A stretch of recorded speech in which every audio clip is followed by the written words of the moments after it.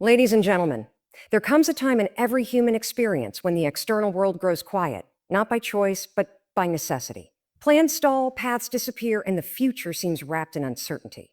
In such moments, many ask, where is God? Where is God? If you find yourself in a season of silence, do not resist it. Sit with it, honor it.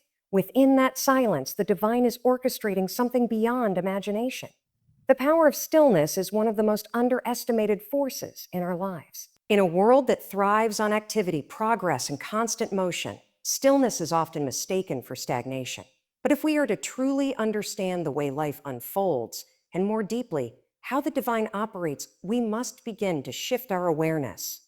Stillness is not the absence of action. It is the space where the most essential and transformative work occurs, often without our conscious participation. When we speak of God working in silence, we are not referring to an external deity who occasionally intervenes in human affairs. We are pointing toward a deeper intelligence, a presence that is always here, always active, yet rarely loud. This presence doesn't rush. It doesn't announce itself. It doesn't demand recognition. It simply is. In its stillness, it arranges, transforms, and prepares.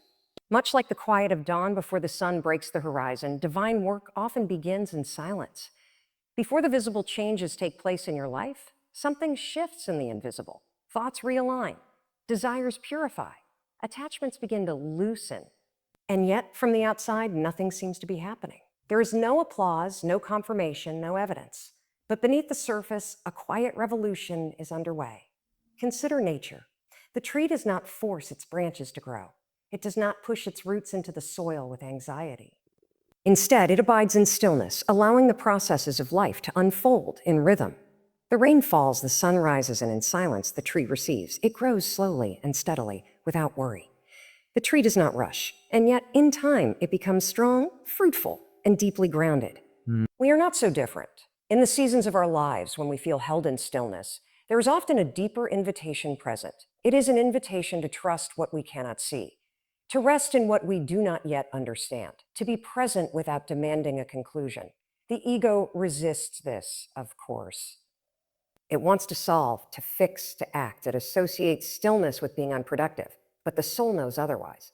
The soul understands that real transformation rarely makes noise. Healing doesn't always come with flashes of insight. Growth doesn't always come with celebration. Sometimes it comes through quiet days, through mundane moments, through nights spent waiting without knowing what for. In these spaces, the divine is not distant. It is deeply present, simply not performing according to the timeline the mind desires. This is why cultivating stillness is a form of spiritual maturity. It teaches us to listen with more than our ears, to see with more than our eyes, and to trust with more than our logic. Stillness is where we learn to commune with the unseen, to feel the presence of something vast, tender, and wise moving gently through our lives. And as we become more attuned to this, we begin to realize that the greatest works of God do not need to shout. They unfold like morning light, soft, steady, and certain. So when your life feels quiet, when nothing seems to be changing, remember this: stillness is not your enemy. It is the sacred space where everything begins. In stillness, God is working, quietly, lovingly, preparing something great for you. Growth, in its truest and most profound form, often happens in places and times we least expect.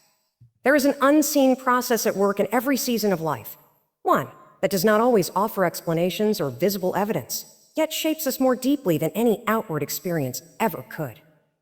The most meaningful changes do not usually begin with loud declarations or immediate results. They begin subtly, quietly, beneath the surface of our awareness. This is the sacred pattern of life, and it reflects how the divine operates when preparing us for something greater. Imagine a seed buried in the soil. To the eye, it appears as if nothing is happening. Days pass, weeks pass, there is no sign of life above the ground, but beneath that quiet layer of earth, transformation is underway. The seed is breaking open. It is shedding its outer shell, forming roots, anchoring itself to draw in the nutrients it needs to support its future growth. This stage is critical. Without it, there would be no tree, no flower, no fruit, yet all of it occurs in complete invisibility. Our lives are no different. Our lives are no different. Many times we find ourselves in situations that feel like silence, stillness, or even stagnation. We pray, we plan, We hope, and yet the external landscape of our lives does not seem to move. It is easy to assume in these moments that nothing is happening, that we are being ignored, forgotten, or delayed. But what if these are the very moments when God is most active? What if, like the seed underground, our souls are undergoing preparation for something we are not yet ready to see? It is important to understand that divine timing is not bound by the clocks and calendars we live by. There is a deeper rhythm, a rhythm of alignment, of readiness, of unfolding. Often, what we perceive as delay is actually a process of refinement. We are being made ready internally for what we are meant to carry externally. This readiness does not always look like action. It often looks like surrender, like waiting, like learning how to sit in the unknown without fear. Growth also involves letting go of outdated patterns, false identities, and limiting beliefs. This part of the process is often hidden because it takes place inside the quiet chambers of the heart and mind. It is the space where old wounds are brought into the light, not for punishment, but for healing. It is where clarity slowly begins to replace confusion, not through information, but through awareness. And it is where resilience is built, not by avoiding discomfort, but by learning to remain present with it. This unseen process of growth is sacred because it respects your unique path. It does not rush, it does not force, it prepares, it prepares. And as you become more attuned to this, you begin to notice the signs. A change in how you respond to situations. A new sense of peace in places where there was once anxiety. A quiet confidence replacing the need for external validation. These are not accidents. They are evidence that something has shifted within you. So the next time you find yourself in a season that feels slow or unclear, remember that not all progress is visible. Some of the most powerful changes happen in the silence. They happen in the waiting, They happen in the moments when you trust, even though you cannot yet see. In these moments, the divine is not distant. It is at work gently, consistently, and lovingly, preparing you not just for an outcome, but for a transformation. Something great is being built within you. And like all lasting things, it begins in the unseen. Trusting the silence is one of the most challenging yet essential lessons on the spiritual path. In a world where answers are demanded and clarity is constantly sought, silence often feels like a void, like something is wrong. We've been taught to associate silence with absence, delay, or rejection. But silence in the deeper spiritual sense is often the space where the most sacred work takes place. It is the womb of transformation. It is the field where the seeds of destiny are nurtured. And trusting this silence is not just an act of faith. It is an act of inner awakening. When we encounter silence from the divine, but this interpretation comes from the mind, which thrives on noise, answers, and control. The deeper reality is often far more compassionate. In silence, God is not distant. God is working, just not in the ways our minds are accustomed to perceiving. The silence is not empty. It is full of intention. It is full of intention. In this space, we are being called to listen, not with our ears, but with our hearts. It is a listening that goes beyond language, a form of receptivity that allows us to sense a deeper presence at work. Trusting this silence means letting go of the need to figure it all out. It means surrendering our timelines, our expectations, and even our definitions of success. There is something deeply educational about this process. It teaches us to move from intellectual understanding to embodied wisdom. While the mind seeks explanation, the soul seeks integration. And integration takes time. Silence becomes the sacred container in which that integration can occur. In that silence, you are not being punished. You are being prepared. You are being refined, recalibrated, and recentered. But because these shifts are happening at the level of being, they're not immediately obvious. In these moments, trust becomes your anchor.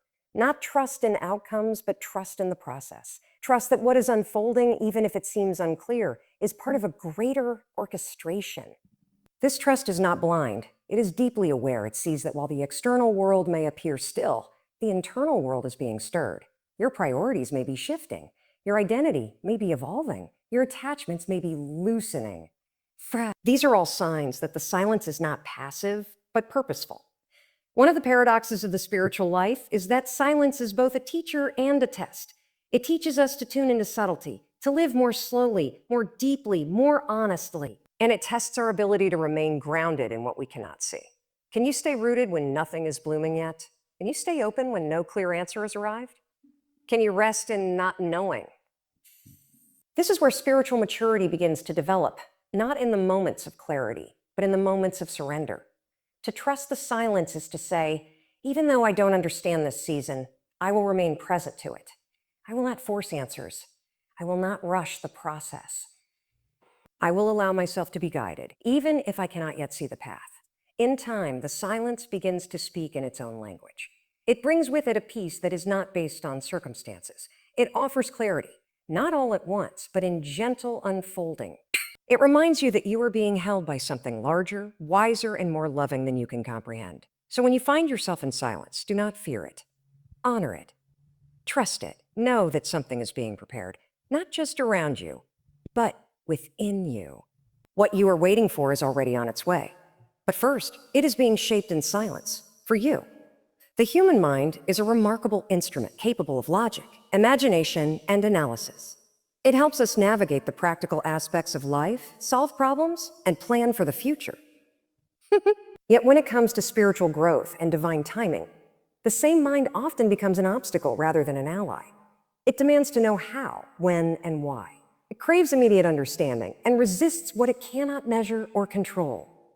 This mental noise, the constant inner dialogue, judgment, worry, and analysis, can cloud our ability to perceive the quiet movements of the divine. Letting go of this noise is not the denial of thought, but the deep realization that truth is often felt, not figured out.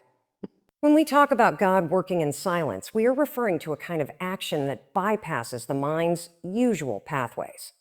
It does not need explanation. It does not follow the mind's timeline. It simply unfolds in alignment with a wisdom far greater than our own. And for us to recognize this movement, we must create space for it. That space comes not from adding more mental activity, but from releasing it, moment by moment, breath by breath.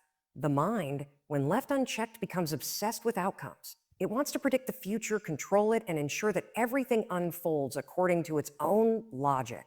But spiritual growth does not operate according to the logic of the mind. It often asks us to wait when we want to act, to surrender when we want to resist, to trust when we want to understand. And it is in this dissonance that a deeper intelligence begins to emerge, not as noise, but as stillness. Letting go of mental noise is not easy, especially when we've been conditioned to live in a state of constant thinking. But it begins with awareness. The first step is simply to notice the noise without identifying with it. You begin to observe your thoughts instead of becoming them. You realize that beneath the layer of restless thinking, there is a stillness that has always been present. A deeper yes, not disturbed by the mind's chatter. This stillness is the place where divine guidance can be heard. Not because God is silent by nature, but because God speaks in a language deeper than words. It is a language of peace, of resonance, of knowing without knowing how you know. But this language cannot be heard when the mind is filled with static. That is why silence, solitude, and stillness are essential, not just as practices, but as states of being. They allow us to receive rather than chase, to align rather than strive. Letting go of mental noise also means letting go of our attachment to immediate clarity. There will be times when the path ahead is unclear, when answers don't come, when prayers seem to echo into emptiness. But this is not a void, it is a clearing, a sacred pause, a space being made for something new to arrive. If we rush to fill this space with our own mental projections, we miss the gift of what is being revealed in the emptiness. Ironically, when we release the demand to know, we begin to see more clearly. Not with the eyes of the mind, but with the eyes of the heart. We feel more grounded, more open, more aligned. We begin to sense that everything is unfolding with precision, even if we do not yet understand the full picture. And in that space of surrender, grace flows more freely. We become available to the greater work that is happening, not by force, but by presence. So let the noise settle. Let the mind rest. You are not being asked to understand everything right now. You are simply being invited to trust the silence, In that sacred stillness, something extraordinary is being prepared. Not in the realm of thought, but in the quiet unfolding of divine timing. For you, as we reflect on everything shared, let us remember that silence is not a void. It is a sacred space. A space where divine intelligence is active, purposeful, and profoundly loving. In stillness, we are not being paused. We are being prepared. In the unseen, we are not being neglected. hopefully being nurtured. And in the silence, we are not being ignored. We are being aligned with something greater than we can yet imagine. Growth, transformation, and divine timing do not always come with noise or clarity. They come gently, patiently, often beneath the surface. And it is in these quiet seasons that we are invited to deepen, not through striving, but through surrender.